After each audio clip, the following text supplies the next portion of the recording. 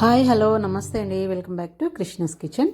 ఈరోజు వీడియో వచ్చేసి మంచి ఒక ఫ్రై అండి. క్యాలీఫ్లవర్తో మనం ఎప్పుడు కూర కాకుండా ఒక్కసారి ఇలా కొత్తగా ఫ్రై ట్రై చేయండి, చాలా చాలా బాగుంటుందండి. ఇది రసంకైనా పప్పుకైనా సాంబార్కైనా ఎందులోకైనా సైడ్కి నంచుకోవడానికైనా బాగుంటుంది, లేదంటే డైరెక్ట్గా అయినా కలుపుకొని తినొచ్చండి, అంత బాగుంటుంది. ఇప్పుడు ఎలా తయారు చేయాలో చూసేద్దాం.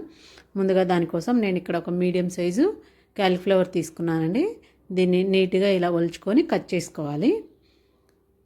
క్యాలీఫ్లవర్లో సన్న సన్న పురుగులు ఉంటాయండి, ఒకసారి నీట్గా చూసుకొని కడుక్కోండి, అప్పుడే నీట్గా ఉంటుందండి.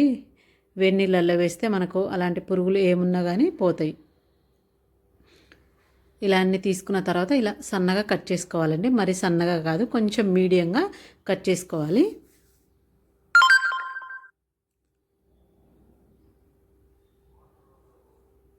చూడండి, అన్నీ ఇలా కట్ చేసి పెట్టుకున్నాను. ఇప్పుడు స్టవ్ మీద ఒక ½ లీటర్ వరకు నీళ్లు పెట్టుకొని ఇలా మరగనివ్వాలండి. ఇలా మరిగేటప్పుడు ఒక టేబుల్ స్పూను ఉప్పు వేసుకొని అందులోనే కొంచెం పసుపు వేసుకోండి. పసుపు వేసుకొని ఒక 2 నిమిషాలు వాటర్ని బాగా మరిగించుకోండి. చూడండి, ఇలా మరుగుతున్నప్పుడు స్టవ్ ఆఫ్ చేసేసేయండి. మొత్తానికి స్టవ్ ఆఫ్ చేసేసిన తర్వాత ఇప్పుడు క్యాలీఫ్లవర్ వేసేసుకోండి. కాలీఫ్లవర్ వేసేసిన తర్వాత ఒక 10 నిమిషాల పాటు ఉడికించొద్దండి, మళ్ళీ అలాగే పక్కన పెట్టేసేయండి. స్టవ్ బంద్ చేసేసి 10 నిమిషాలు పక్కన పెట్టేసి 10 నిమిషాల తర్వాత ఇప్పుడు మనం ఒక హోల్స్ గిన్నెలో వడగట్టుకొని పక్కన పెట్టుకోవాలి. ఇలాంటిదైతే మనకు చక్కగా వాటర్ అన్నీ పోతాయి.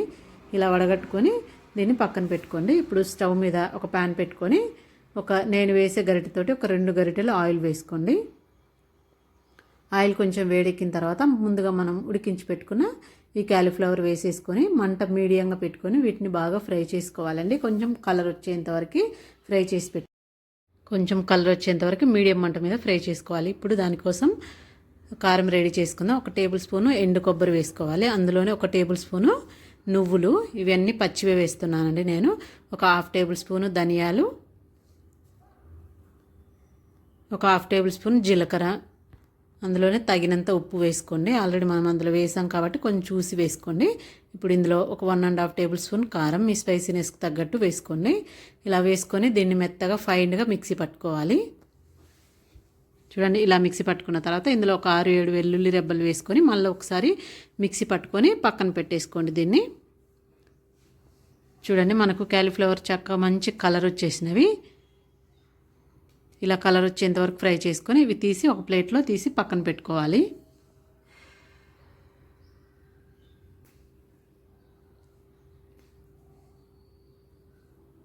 చూడండి, ఇలా ఫ్రై తీసి పక్కన పెట్టుకొని ఇప్పుడు అదే బాండీలో ఇంకా ఆయిల్ ఏమక్కర్లేదండి, ఆ ఆయిల్ తోటే మనకు సరిపోయిద్ది.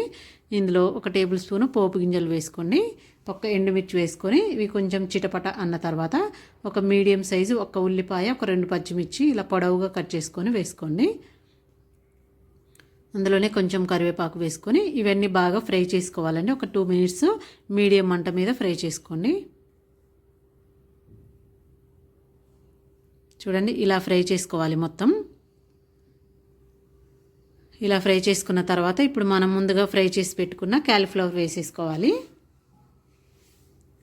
వేసుకొని ఒక 2 నిమిషాల పాటు చిన్న మంట మీద ఫ్రై చేసుకోండి. మనకు ఆల్రెడీ ఫ్రై అయిపోయినాయి కాబట్టి క్యాలీఫ్లవర్ ఇంకెక్కువసేపు అక్కర్లేదండి. ఒక 2 మినిట్స్ ఉల్లిపాయలు అవి కొంచెం ఫ్రై అయితే సరిపోయిద్ది.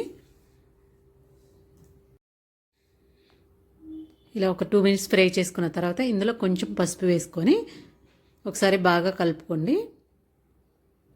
ఇప్పుడు ఇందులో మనం రెడీ చేసి పెట్టుకుని కారం వేసేసుకోవాలండి.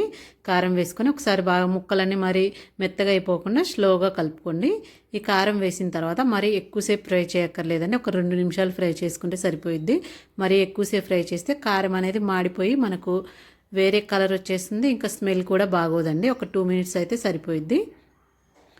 అది కూడా మంట చిన్నగా పెట్టుకోండి, లేదంటే హైలో పెడితే మనకు మాడిపోయిద్ది. ఇలా 2 మినిట్స్ ఫ్రై చేసుకున్న తర్వాత కొంచెం కొత్తిమీర వేసేసుకొని ఇంకా కూర ఒక 2 నిమిషాల తర్వాత తీసేసుకుంటే మనకు క్యాలీఫ్లవర్ ఫ్రై రెడీ అయిపోయిద్దండి. చాలా చాలా బాగుంటుంది.